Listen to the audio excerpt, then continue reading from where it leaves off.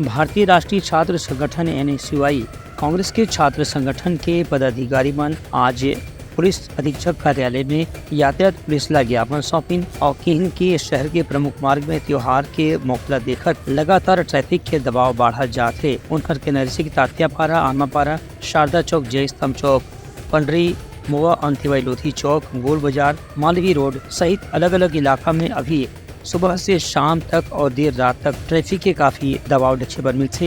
एक स्थिति यातायात विभाग के जवान मन ला यातायात की सुरक्षा और एहतियात बर कुछ न कुछ अतिरिक्त कदम उठाए के जरूरत है। उनका कहना रही से कि शहर के व्यस्त इलाका में आए दिन गाड़ी के जाम लगे देखे बर मिलथे।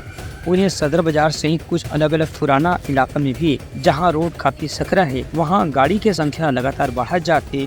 एक से भी लोगन मन ला आवाई जवी में काफी परेशानी के सामना करना पड़त है। NSUI के पदाधिकारी मन मांग करें कि यहाँ पुलिस ला फिलहाल जवान मन के ड्यूटी लगाना चाहिए, जेकर से भारी वाहन के प्रवेश रोके जा सके और लोगन मन ला जाम से मुक्ति दिलाई जा सके।